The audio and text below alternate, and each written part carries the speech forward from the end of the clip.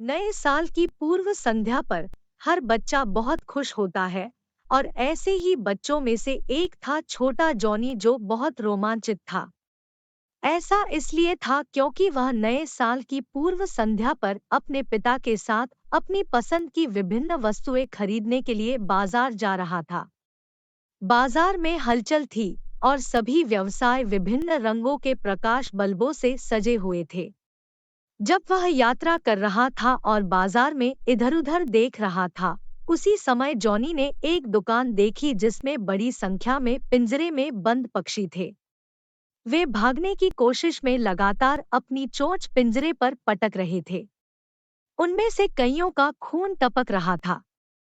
Johnny को पक्षियों के लिए खेद महसूस हुआ। वह पक्षियों की दुर्दशा से द्रवित हो गया। जब वह खुद पर नियंत्रण नहीं रख सका तो वह दुकान पर गया। आपने इन असहाय पक्षियों को क्यों पकड़ लिया है? उसने पूछताछ की। उसने मन ही मन सोचा कि किसी की स्वतंत्रता को सीमित करना ठीक नहीं है। मुझे यह पसंद नहीं है, दुकानदार ने जवाब दिया, लेकिन मेरे पास कोई अन्य विकल्प नहीं है। मुझे अपने परिवार का भरण पोषण करने के लिए भी धन की आवश्यकता है। यह सुनकर जॉनी को पिंजरे में बंद पक्षियों को खरीदने की तरकीब सूझी। जॉनी अपने पिता की ओर मुड़ा जब वह अपनी जेब में पैसे खोज रहा था। उन सभी वस्तुओं के बारे में क्या जिन्हें आप खरीदने की योजना बना रहे थे? जॉनी के पिता ने पूछताछ की।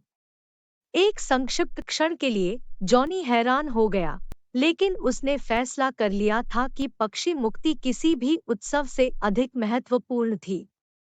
उसने अपने पिता का हाथ अपने हाथ में लिया और पकड़ लिया। पिताजी, उन्होंने समझाया, मैं नए साल की पूर्व संध्या पर अपने दोस्तों के साथ अच्छा समय बिता सकता हूँ, लेकिन इन पक्षियों को खुले आसमान में बेहतर समय मिलेगा। पैसे उसके पिता ने दुकानदार को दे दिए।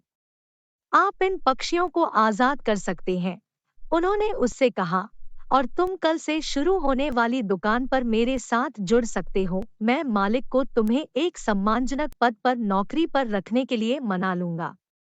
दुकानदार बहुत खुश हुआ और उसने पिंजरा जॉनी को सौंप दिया, जिसने पिंजरे का दरवाजा खोल दिया।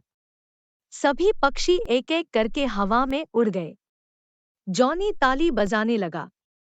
अब पिताजी, वे अपने परिवार और दोस्तों के साथ नया साल मना सकेंगे। मैं आपका आभारी हूँ। नए साल का इससे बड़ा तोहफा नहीं हो सकता था, जॉनी ने राहत महसूस करते हुए जवाब दिया। उसके पिता ने टिप्पणी की, तुम इसके हकदार थे, मेरे प्रिय।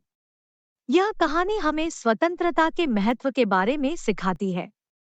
साथ ही जॉनी नाम के बच्चे ने उन बच्चों के सामने निस्वार्थता जैसे गुण प्रदर्शित किए जो यह कहानी देखेंगे। यह कहानी नैतिक संदेश और एक छोटी और मजेदार कहानी का एक आदर्श उदाहरण है।